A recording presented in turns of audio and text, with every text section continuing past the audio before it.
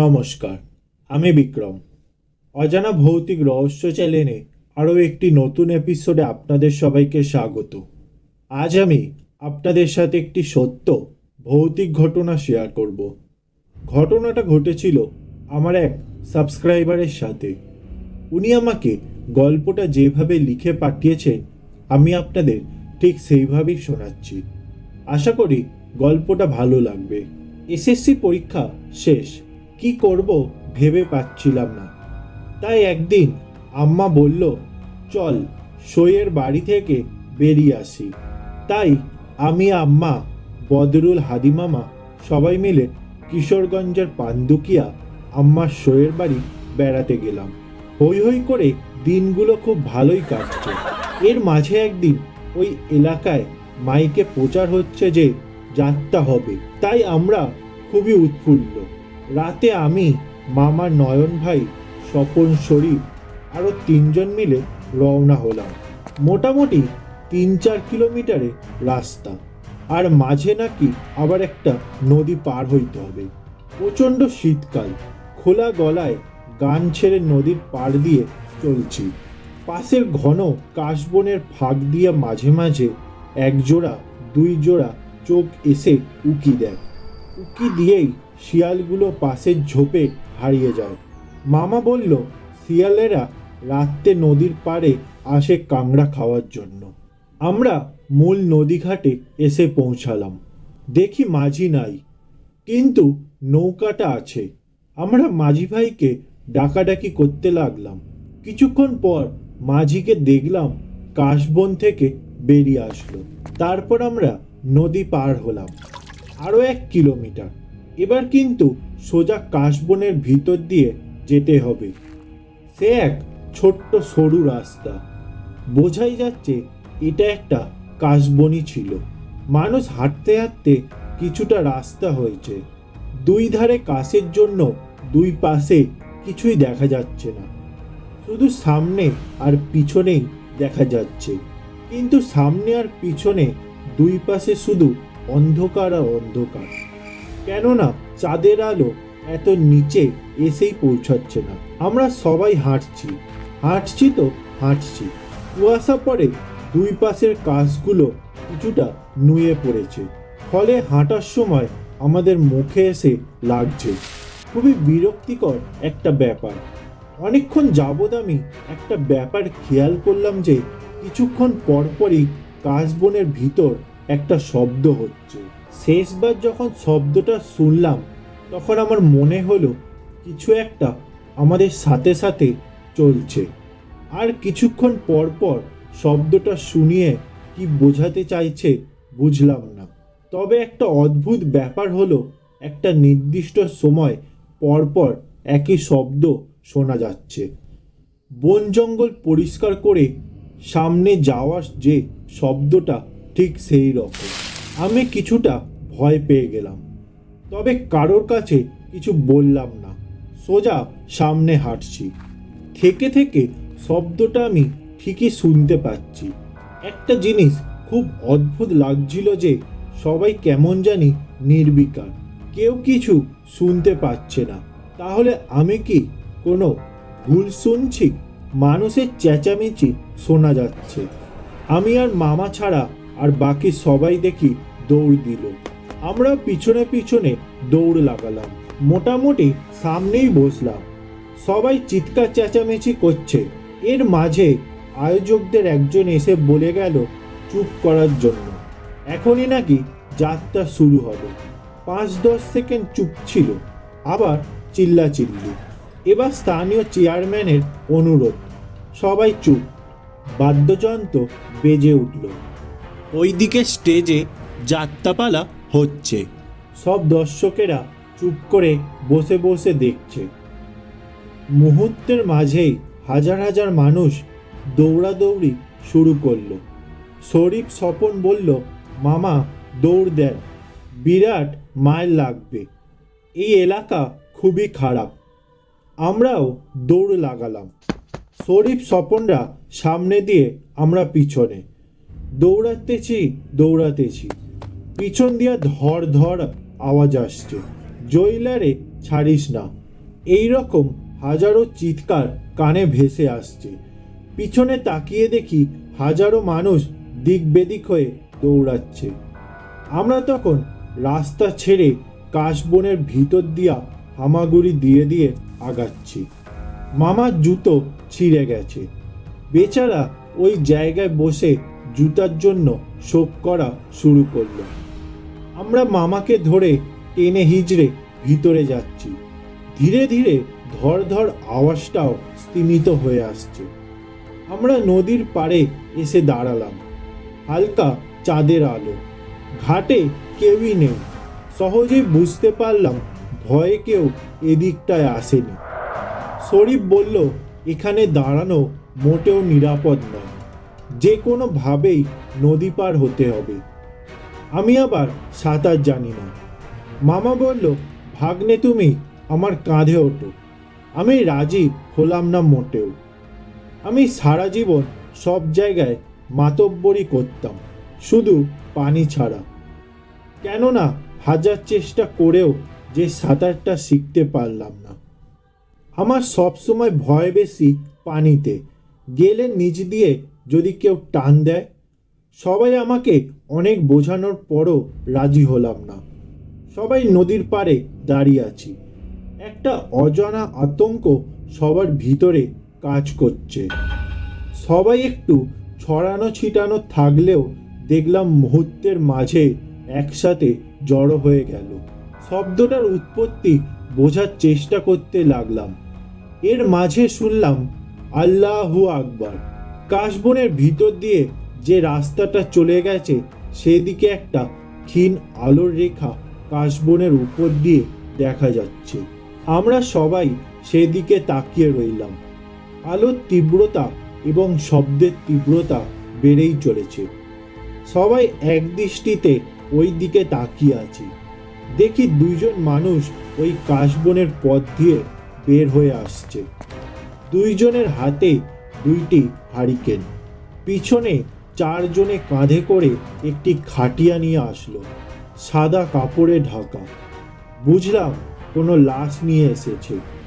তার পিছনে আরও দুজন হারিকেন হাতে। অবাক হয়ে গেলাম।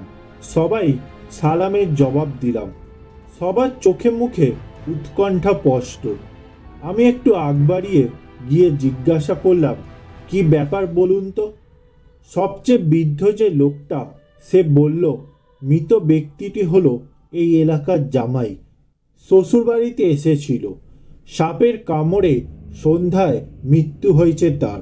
এখন ওই পারে নিজ বাড়িতে নিয়ে যাওয়া হবে দাফনের জন্য। সবার জড়তা মনে হয় একটু কাটল। বাবা, নৌকা নাই? না চাচা, দেখি না তো। ঠিক আছে, তাহলে আপনারা এইখানে লাশের পাশে দাঁড়ান, আমরা গিয়ে নৌকা নিয়ে আসছি। ওনারা এইটা কি কয়? মাথাটা আবার ঝিনঝিন করে উঠল। একটু সন্দেহ লাগছিল। শেষে আমি বললাম, আপনারা চারজন এবং আমরাও চারজন মিলে গিয়ে নৌকা নিয়ে আসব, আর বাকি সবাই এখানে থাকুক। চাচা মনে হয় আমার মনের কথা বুঝতে পারল। চাচার মুখে যে হাসিটা দেখলাম, সেই হাসির রহস্য হাজার রকমের হতে পারে। আমরা আটজন মিলে রওনা হলাম। নদীর পাড়ে ধরে হাঁটছি, সাথে দুইটি হারিকেন। চাচা মনে হয় মাঝির বাড়ি চেনে। সেই দেখলাম চিনিয়ে চিনিয়ে নিয়ে যাচ্ছে। একটা জায়গায় এসে চাচা থামলো। টর্চ লাইট মেরে দেখলাম ঘাটে ওই বিশাল নৌকোটা বাঁধা আছে। জায়গাটা অনেক অন্ধকার। নদীর পাড়ের উপরে বাড়িঘরও আছে, কিন্তু মনে হচ্ছে যেন মৃত্যুপুরী। কিছুটা ভয় ভয় লাগছে। একটা পেঁচা হঠাৎ উড়ে গেল। পানিতে কিছু পড়ার শব্দ হলো। ওই হাইলা, হাইলা রে। বুঝতে পারলাম মাঝির নাম হালিম। কোনো সাড়া শব্দ নাই। চাচা রেগে বলতে লাগলো, সবাই কি ময়রা ভূত হয়ে গেছে? শেষে আমরাই নৌকা নিয়ে আসলাম। অনেক বড় নৌকা। নৌকার ছাদ নেই, উপরে কাঠ দিয়ে মেঝে করা হয়েছে, তবে মাঝখানে 4 হাতের মতো জায়গা ফাঁকা। পানি সেচের সুবিধার জন্য এটা করা হয়। আমরা এই ফাঁকের এক পাশে বসলাম, অন্য পাশে ওরা। আমি নৌকার শেষ মাথায় বসলাম। নৌকা যখন ছাড়বে ঠিক তখনই কাশবনের ভিতর থেকে একটা আওয়াজ আসলো, বাবারা, আমার একটু নিয়ে যাও। টর্চ লাইট মেরে দেখি একটা বয়স্ক মহিলা। ভাবলাম এত রাতে আমরা নিয়ে না গেলে বেচারা কিভাবে পার হবে। তাই আমি সবাইকে অনুরোধ করলাম নেওয়ার জন্য। নৌকাটি ভাসিয়ে মহিলাটি লাফ দিয়ে নৌকায় উঠল। নৌকাটি দোলনার মতো দোল খেতে লাগলো। আমার কাছে মনে হলো সবাই নৌকার উপর ওঠার পর নৌকাটি যতটুকু ডুবলো, ওই মহিলাটি ওঠার পর আরও বেশি ডুবে গেল। মহিলাটি লাশটির ঠিক পায়ের কাছে বসলো। নৌকা চলতে লাগলো। খুব বেশি বড় নদী না, কিছুটা স্রোত আছে। মনের ভিতর অজানা আশঙ্কাটা যত ভুলে থাকার চেষ্টা করছি ততই মনে পড়ছে। এই হালকা চাঁদনি রাতে কাশবনের উপরে কুয়াশার ধোঁয়া যে মায়াবী জাল সৃষ্টি করেছে তা আলিফ লায়লার কথা মনে করিয়ে দিল। ভয় কাটানোর জন্য মনে মনে গান গাওয়ার চেষ্টা করলাম। জোর করে কিছুটা অন্যমনস্ক হয়ে যেতে চাইলাম। দূরে ভেসে যাওয়া কলাগাছরূপী লাশগুলোকে এক মনে দেখছিলাম। হঠাৎ যে নৌকা চালাচ্ছিল তার বিকট চিৎকার, কেউ একজন পানিতে ঝাঁপিয়ে পড়ার শব্দ। আমি ঘুরে তাকাতে না তাকাতেই সমস্ত নৌকাটা দুলে উঠল, যেন কোনো নীল দরিয়ার নৌকাটি ঝড়ের কবলে পড়েছে। সবাই লাফিয়ে পানিতে পড়ছে। মামা চিৎকার করে পানিতে লাফ দেওয়ার জন্য বলছে। আমি উঠে দাঁড়ালাম। নৌকার শেষ মাথায় টর্চ লাইট মেরে দেখি বয়স্ক মহিলাটি লাশের একটি পা ধরে মাংস খাচ্ছে। পায়ের হাড়টি স্পষ্ট দেখা যাচ্ছে।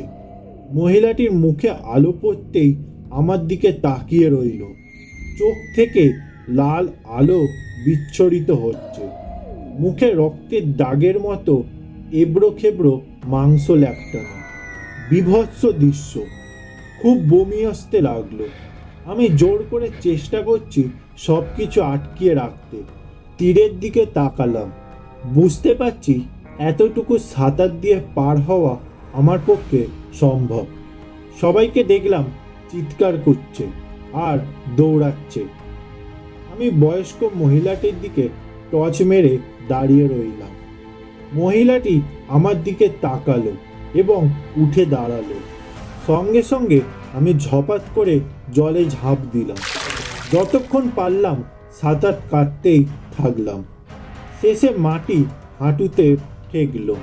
বুঝতে পারলাম তীরে এসে পৌঁছেছি।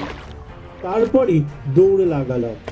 চিৎকার অনুসরণ করে কাশবনের ভিতর দিয়ে দৌড়াতে লাগলাম। তারপরই হাজার হাজার মানুষের চিৎকার। চারিদিকে মশাল আর মশাল। কেউ কেউ ডাকাত ডাকাত করে চিল্লাচ্ছে। কাশবনের ওই পাশের একটা বাড়ি আছে, সেখানে সবাই পড়ে রইল। আমিও গিয়ে ওইখানে শুয়ে পড়লাম। চারিদিকে মানুষ ঘিরে ধরেছে। কেউ কেউ আমার কাছে ঘটনা জানতে চাইল। তখন আমার মুখ দিয়ে কোনো কথাই বের হচ্ছিল না। এর মাঝে একজন সবাইকে ধমক দিয়ে সরিয়ে দিল। সবার মাথায় পানি ঢালার ব্যবস্থা করতে বলল। আমার হুঁশ হওয়ার পর আমাকে জড়িয়ে ধরে বলল, ভাগনা, বাইচা আছো? আপা আমারে মায়েরাই ফালতো। একে একে সবাই হুঁশ হলো। আমি সব ঘটনা খুলে বললাম। এর মাঝে দেখি শরীফের আব্বা লোক নিয়ে হাজির।